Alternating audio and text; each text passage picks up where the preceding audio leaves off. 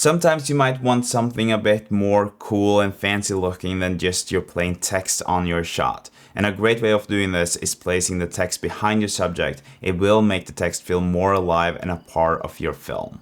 Today we're gonna go through how we can make this effect in Davinci Resolve and how you can prepare for this effect when filming. When I was using Final Cut Pro, I would have to mask this out. I would have to really depend on the shot and the accuracy of my own masking.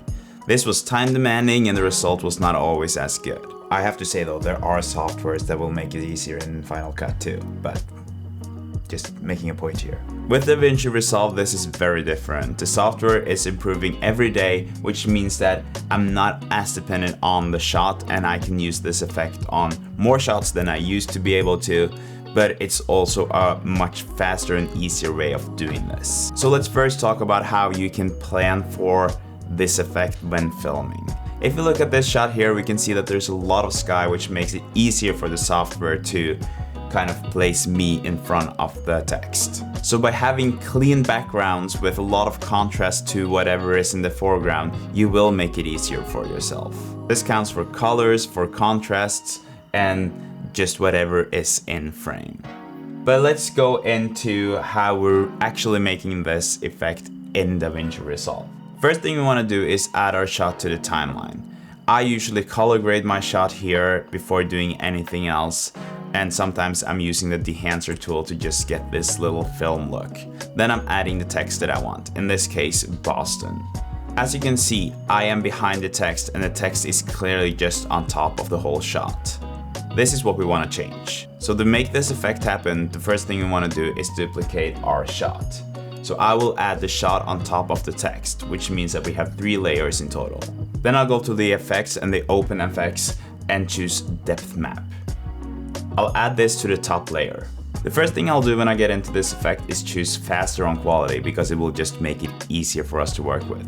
Next, I will enable depth map preview. This will give you a kind of weird screen. But here is where the magic happens. The first thing we'll work with is the resulting map adjustment. Enable this function and then start playing around with it.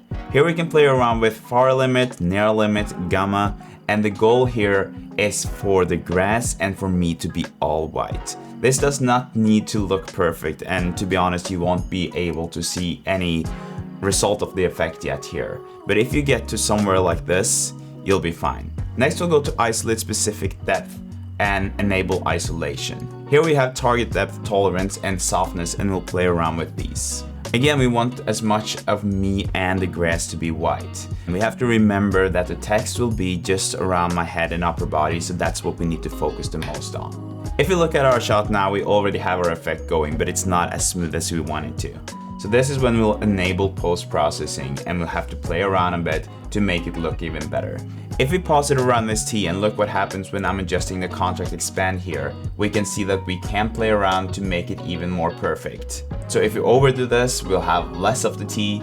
If we underdo it, we will have the T in front of me, which is kind of contradicting to the effect. So we'll have to find the middle ground there. Remember that there will be movement in this picture, so we don't need it to be 100% perfect because the eye won't even be able to notice what is actually going on. Make sure that use alpha is enabled, otherwise your text will disappear. Now that we have the effect in place, you should change from faster to better on the quality and hit the subscribe button to this channel. If you're having any issues whatsoever with this, it might be because of your shot.